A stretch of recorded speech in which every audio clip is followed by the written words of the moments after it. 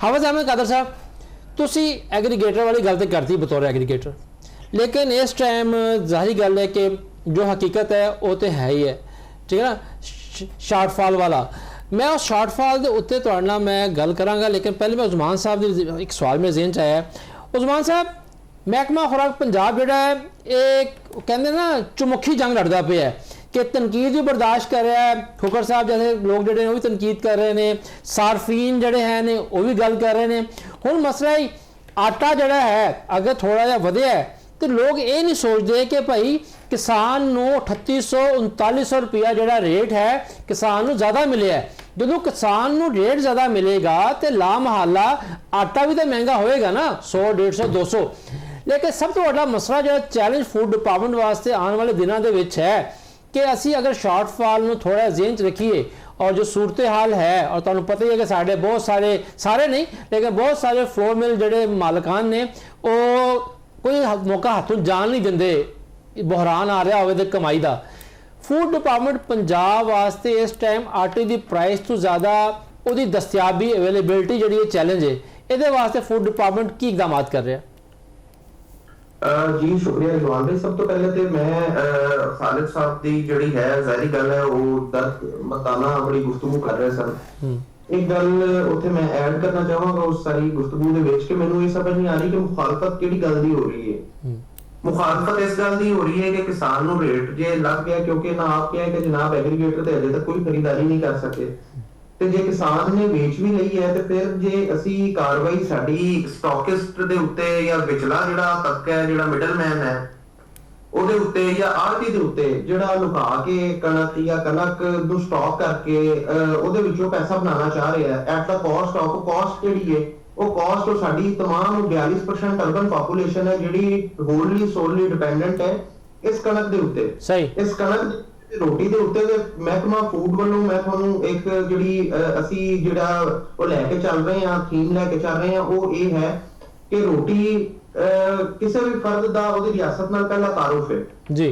रोटी का किसी सूरत भी कॉम्प्रोमाइज नहीं किया जा सकता। तुहाडी गल बिल्कुल ठीक है कि ये 3-4 चीज़ां ने जिन्हों एट अ टाइम 3-4 बॉल्स नूं जिन्हों कहंदे ने जगल करना पै रहा, 4 चीज़ां नूं तुहानू नाल लैके चलना पै रहा। बट ये भी फिर रियासत की जिम्मेदारी है कि रियासत ने कि जिस तरह एक माहिर सर्जन होता है, जिस तरह एक माहिर डॉक्टर होता है, उन्हें पता होती है कि कितनी तकलीफ के नाल ओदा कितना इंपैक्ट आ रहा है, वो बड़े तरीके नाल कैलकुलेट कर रहे हैं, तुहाडे नाल वक्तन तो वक्तन शेयर भी किया जाता है। तुसी वाकफे हाल भी हो सारी ओदी गुफ्तगू दे विच जी ते इहनूं लैके चल रहे हैं। बिल्कुल इस तुहाडा तजज़िया सही है। सही। अच्छा हाफिज़ अहमद कादर साहब, मैं जो सवाल तुहानूं करना चाह रहा कि बतौर एग्रीगेटर तुसी अपनी मुश्किलात बयान करती हैं, बहुत सारी चीज़ें ऐसियां होंदियां जिहड़ियां कि सच होंदियां लेकिन वो ऑन स्क्रीन ऑन रिकॉर्ड नहीं आया जांदियां।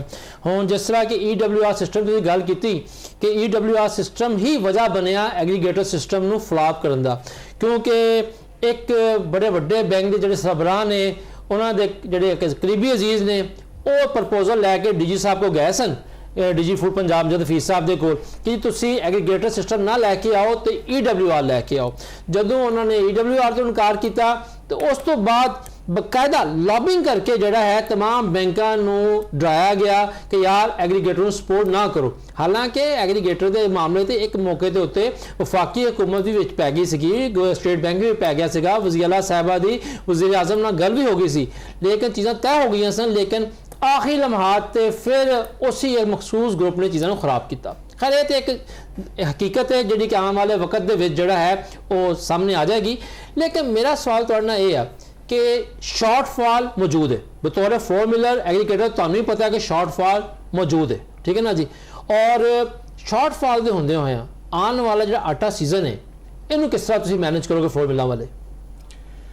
देखो जी पाकिस्तान दे विच इस वेले 23 लाख टन कनक पई है सरकार कोल, KP कोल पई है 1,37,000 टन, सिंध कोल पई है 2 लाख टन ते पासको कोल पई है तकरीबन 20 लाख टन। सही। ते जिस तरह उस्मान साहब ने दस्सिया कि तकरीबन 1.5 लाख टन की खरीदारी पंजाब फूड कर चुके हैं तो तकरीबन मेरी इतला जमदा 80 तो 85 हज़ार टन की खरीदारी सिंध फूड। अच्छा वैसे मैं इत्थे एक चीज़ मनना पेगा कि 1.5 लाख टन की फिगर जी है ना इन्होंने अचीव कर ली फड़ आ गए, हालांकि मैनूं तो उम्मीद नहीं सी। इस वास्ते मेरा ये जो पशीन गोई है ना गलत साबित हुई कि 1.5 लाख नहीं करेंगे 1.5 लाख कर गए तो अच्छी गल है।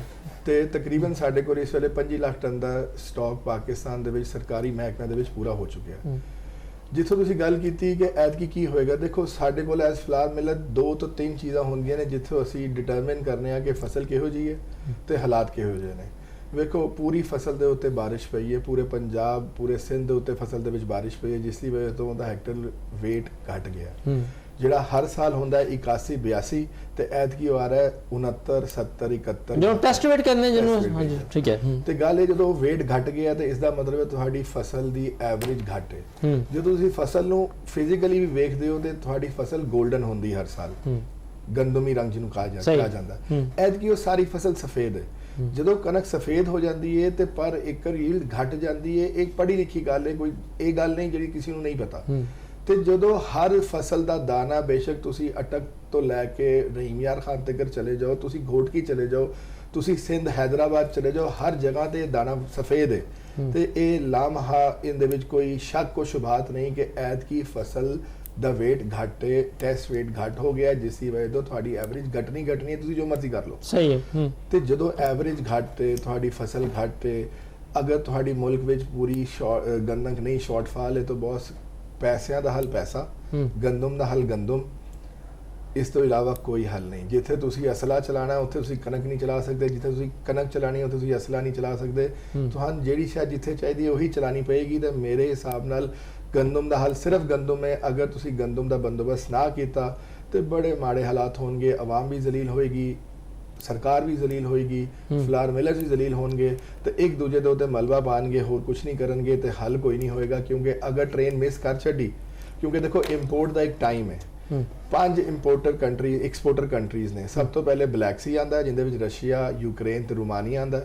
ਉਸ ਤੋਂ ਬਾਅਦ ਜਰਮਨੀ ਆਂਦਾ, ਉਸ ਤੋਂ ਬਾਅਦ ਅਰਜਨਟੀਨਾ, ਉਸ ਤੋਂ ਬਾਅਦ ਆਸਟ੍ਰੇਲੀਆ ਤੇ ਅਮਰੀਕਾ। ਇਸ ਸਾਲ ਆਸਟ੍ਰੇਲੀਆ ਦੀ ਫਸਲ ਸੁਪਰ ਐਨੀਨੋ ਦੀ ਵਜ੍ਹਾ ਤੋਂ ਖਰਾਬ ਹੋ ਚੁੱਕੀ ਹੈ, ਡਿਕਲੇਅਰਡ ਹੈ। ਤੇ ਬਲੈਕ ਸੀ ਉਹ ਫਸਲ ਹੈ ਜਿਹੜੀ ਸਭ ਤੋਂ ਪਹਿਲੇ ਜੁਲਾਈ ਅਗਸਤ ਵਿੱਚ ਆਂਦੀ ਹੈ ਤੇ ਉਹਦਾ ਕਾਰੋਬਾਰ ਸ਼ੁਰੂ ਹੁੰਦਾ ਜੂਨ ਜੁਲਾਈ ਦੇ। ਸਾਡੇ ਜ਼ਿਆਦਾ ਆਂਦੀ ਬਲੈਕ ਸੀ ਵਾਲੀ ਹੈ। ਸਾਡੇ ਵੱਲ ਪਿਛਲੇ ਅਗਰ 5 ਸਾਲ ਵੀ ਤੁਸੀਂ ਚੈੱਕ ਕਰ ਲਓ, 5 ਪ੍ਰੋਗਰਾਮ ਵੀ ਚੈੱਕ ਕਰ ਲਓ, ਤੁਹਾਡੇ ਕੋਲ 90% ਬਲੈਕ ਸੀ ਦੀ ਕਣਕ ਆਈ ਹੈ। ਕਿਉਂਕਿ ਉਹ ਰੂਟ ਦੇ ਹਿਸਾਬ ਨਾਲ, ਟਾਈਮ ਦੇ ਹਿਸਾਬ ਨਾਲ ਸਾਨੂੰ ਸਭ ਤੋਂ ਚੰਗੀ ਵਾਰ ਆ, ਸਸਤੀ ਪੈਂਦੀ ਜੀ। ਉਹਦੇ ਵਿੱਚ ਸਾਡੇ ਡਾਲਰ ਵੀ ਬਚਦੇ ਨੇ ਤੇ ਫਾਸਲਾ ਵੀ ਘੱਟ ਹੈ ਤੇ ਸਸਤੀ ਵੀ ਪੈਂਦੀ। ਅਗਰ ਅਸੀਂ ਇਹ ਟਾਈਮ ਨੂੰ ਇਸਤੇਮਾਲ ਨਾ ਕੀਤਾ, ਨਾ ਪੂਰੇ ਟਾਈਮ ਤੇ ਕੰਮ ਕੀਤਾ ਤੇ ਫਿਰ ਤੁਹਾਨੂੰ ਸੈਕੰਡ ਵਿੰਡੋ ਲੈਣੀ ਪਏਗੀ ਅਰਜਨਟੀਨਾ ਦੀ। ਉਹ ਜੋ ਮਰਜ਼ੀ ਤੁਸੀਂ ਕਰ ਲਓ, 20 ਤੋਂ 25 ਡਾਲਰ ਬਲੈਕ ਤੋਂ ਮਹਿੰਗੀ ਲੱਭੇਗੀ। ਆਸਟ੍ਰੇਲੀਆ ਇਸ ਵੇਲੇ ਪਿਕਚਰ ਦੇ ਵਿੱਚ ਹੈ ਨਹੀਂ। ਤੇ ਉਸ ਤੋਂ ਬਾਅਦ ਤੁਹਾਨੂੰ ਲੈਣੀ ਪਏਗੀ ਅਮਰੀਕਾ ਦੀ, ਜਿਹੜੀ ਘੱਟ ਤੋਂ ਘੱਟ 50 ਡਾਲਰ ਤੋਂ 60 ਡਾਲਰ ਤੁਹਾਨੂੰ ਮਹਿੰਗੀ ਪਏਗੀ। ਇੱਕ ਤੁਹਾਨੂੰ ਇੰਪੋਰਟ ਕਰਨੀ ਪਏਗੀ ਕਿਉਂਕਿ ਤੁਹਾਡੇ ਕੋਲ ਫਸਲ ਘੱਟ ਹੈ। ਇਹ ਜ਼ਰੇ ਮੁਬਾਦਲਾ ਤੇ ਸਾਡਾ ਇਸਤੇਮਾਲ ਅੱਛਾ ਅਹਿਮਦ ਸਾਹਿਬ, ਇਹ ਕੀ ਮਸਲਾ ਹੈ ਕਿ ਜਦੋਂ ਪਤਾ ਵੀ ਹੁੰਦਾ ਹੈ ਕਿ ਮੁਲਕ ਸ਼ਾਰਟਫਾਲ ਹੈ ਔਰ ਸਾਡੇ ਅਗਰ ਪਿਛਲੀ ਇੰਪੋਰਟ ਦੀ ਵੀ ਗੱਲ ਕਰੀਏ ਤੇ ਸਾਡੇ ਫਲੋਰ ਮਿਲ ਸੈਕਟਰ ਦੇ ਜਿਹੜੇ ਬਹੁਤ ਸਾਰੇ ਲੋਕ ਨੇ ਪਹਿਲੇ ਮੁਖਾਲਫਤ ਕਰ ਰਹੇ ਸਨ, ਫਿਰ ਹਮਾਇਤ ਕੀਤੀ ਉਹਨਾਂ ਨੇ ਇੰਪੋਰਟ ਦੀ ਔਰ ਬੇਸ਼ੱਕ ਉਹ ਇੰਪੋਰਟ ਐਕਸੈਸ ਹੋਈ, 23 ਲੱਖ ਟਨ ਦਾ ਸ਼ਾਰਟਫਾਲ ਸੀਗਾ, 34-35 ਲੱਖ ਆਈ। ਲੇਕਿਨ ਦੇਖਿਆ ਜਾਵੇ ਤਾਂ ਉਸ ਤੋਂ ਅਗਲੇ ਸਾਲ ਜਿਹੜਾ ਹੈ ਉਸੇ ਇਜ਼ਾਫੀ 10 ਲੱਖ ਟਨ ਨੇ ਜਿਹੜਾ ਚੀਜ਼ਾਂ ਥੋੜਾ ਬੈਲੈਂਸ ਰੱਖਿਆ ਸੀਗਾ। ਲੇਕਿਨ ਤੁਹਾਡੀ ਆਪਣੀ ਫਲੋਰ ਮਿਲਿੰਗ ਇੰਡਸਟਰੀ ਜਿਹੜੀ ਹੈ ਉਹ ਜਾਣਦੇ ਹੋਏ ਵੀ ਕਿ ਯਾਰ ਘੱਟ ਇੰਪੋਰਟ ਕਰਨੀ ਲਾਜ਼ਮ ਹੈ, ਉਹ ਮੁਖਾਲਫਤ ਕਿਉਂ ਕਰਦੇ ਨੇ? ਕਿਆ ਇਹ ਵਜ੍ਹਾ ਤੇ ਨਹੀਂ ਕਿ ਉਹ ਕਹਿੰਦੇ ਅੱਛਾ ਯਾਰ ਬੁਹਰਾਨ ਆਏਗਾ ਤੇ ਪੈਸਾ ਆਏਗਾ? ਦੇਖੋ ਮੈਂ ਇਹ ਗੱਲ ਤੇ ਨਹੀਂ ਕਹਿ ਸਕਦਾ ਜਿਹੜੀ ਤੁਸੀਂ ਕੀਤੀ। ਮੈਨੂੰ ਲੱਗਦਾ ਹੈ ਇਨਫੋਰਮੇਸ਼ਨ ਦੀ ਕਮੀ ਹੈ, ਫੀਲਡ ਦੀ ਇਨਫੋਰਮੇਸ਼ਨ ਦਾ ਘੱਟ ਹੋਣਾ ਉਹਦੀ ਬੇਸਿਕ ਜ਼ਿੰਮੇਵਾਰੀ ਹੈ। ਅਗਰ ਤੁਸੀਂ ਆਪ ਕਹਿ ਰਹੇ ਹੋ ਉਹ ਪਹਿਲੇ ਨਹੀਂ ਮੰਨਦੇ ਸੀ ਫਿਰ ਮੰਨ ਗਏ, ਇਸ ਦਾ ਮਤਲਬ ਹੈ ਪਹਿਲੇ ਉਹ ਇਸ ਗੱਲ ਨੂੰ ਐਕਸੈਪਟ ਨਹੀਂ ਕਰ ਰਹੇ ਸੀ ਕਿ ਕਣਕ ਘੱਟ ਹੈ ਤੇ ਬਾਅਦ ਜੋ ਐਕਸੈਪਟ ਕਰ ਗਏ ਕਣਕ ਵੱਧ ਘੱਟ ਹੀ ਸੀ ਤਾਂ ਉਹ ਮੰਨ ਗਏ ਕਿ ਠੀਕ ਹੈ ਇੰਪੋਰਟ ਹੋਣੀ ਚਾਹੀਦੀ ਸੀ। ਇਨਫੋਰਮੇਸ਼ਨ ਦੀ ਕਮੀ ਹੈ, ਹੋਰ ਕੋਈ। ਆਟੇ ਦੀ ਕੀਮਤਾਂ ਅਗਲੇ 4 ਤੋਂ 5 ਮਹੀਨਿਆਂ 'ਚ ਕਿੱਥੇ ਵੇਖਦੇ ਪਏ ਹੋ? ਦੇਖੋ ਜੀ, ਆਟੇ ਦੀ ਕੀਮਤਾਂ ਦਾ ਡਾਇਰੈਕਟ ਤਾਲੁਕ ਹੈ ਗੰਦਮ ਨਾਲ। ਗੰਦਮ ਸਸਤੀ ਲੱਭੇਗੀ, ਆਟਾ ਸਸਤਾ ਲੱਭੇਗਾ। ਜਿਸ ਤਰ੍ਹਾਂ ਕੋਕਰ ਸਾਹਿਬ ਨੇ ਵੀ ਗੱਲ ਕੀਤੀ ਪਿਛਲੇ ਸਾਲਾਂ ਦੀ, ਦੇਖੋ ਪਿਛਲੇ ਸਾਲ ਕਣਕ ਦਾ ਰੇਟ 2400-2500 ਸੀ ਤੇ ਆਵਾਮ ਨੇ 1500 ਰੁਪਏ ਦਾ ਆਟਾ ਖਾਦਾ। ਕੋਈ ਫਲੋਰ ਮਿਲ 2000 ਤੱਕ ਨਹੀਂ ਵੇਚ ਸਕੀ ਨਾ। ਸਾਡਾ ਕੰਪੀਟੀਸ਼ਨ ਬਹੁਤ ਵੱਧ ਹੈ, ਬੜਾ ਜ਼ਿਆਦਾ ਕੰਪੀਟੀਸ਼ਨ। ਅਸੀਂ ਆਪਸ ਵਿੱਚ ਹਰ ਵੇਲੇ ਜੜਾ ਵੱਢ ਰਹੇ ਹੁੰਦੇ ਹਾਂ ਤੇ ਅਸੀਂ ਜਿਸ ਰੇਟ ਤੇ ਕਣਕ ਲਵਾਂਗੇ ਆਪਣੇ ਖਰਚੇ ਪਾ ਕੇ ਅਸੀਂ ਆਟਾ ਦੇਵਾਂਗੇ। ਅਗਰ ਪਿਛਲੇ ਸਾਲ ਜ਼ਮੀਂਦਾਰ ਨੂੰ ਨੁਕਸਾਨ ਹੋਇਆ ਤੇ ਕੰਜ਼ਿਊਮਰ ਨੂੰ ਫਾਇਦਾ ਹੋਇਆ। ਇਸ ਸਾਲ ਅਗਰ ਜ਼ਮੀਂਦਾਰ ਨੂੰ ਫਾਇਦਾ ਹੋਇਆ ਤੇ ਲਾਮਹਾ ਕੰਜ਼ਿਊਮਰ ਨੂੰ ਨੁਕਸਾਨ ਹੋਏਗਾ। ਤੇ ਇਹ ਹੁਣ ਗਵਰਨਮੈਂਟ ਦਾ ਤੇ ਫੈਡਰਲ ਗਵਰਨਮੈਂਟ ਦਾ ਜ਼ਿੰਮੇਵਾਰੀ ਹੈ ਚੈੱਕ ਕਰਨਾ ਕਿ ਕੀ ਵਜ੍ਹਾ ਹੈ ਕਿ ਇਸ ਸਾਲ ਮਈ ਦੇ ਵਿੱਚ ਹੀ ਕਣਕ ਜਿਹੜੀ ਸਰਕਾਰ ਨੇ 3500 ਰੱਖੀ ਸੀ ਉਹਦਾ ਰੇਟ ਅੱਜ ਦਾ 3900 ਹੈ। ਕਣਕ ਹੋਣੀ ਔਰ ਪਿੰਡੀ ਇਸਲਾਮਾਬਾਦ 4000 ਟੱਪੀ ਹੋਈ ਹੈ, 4050 ਰੁਪਏ ਰੇਟ ਹੈ ਜੀ।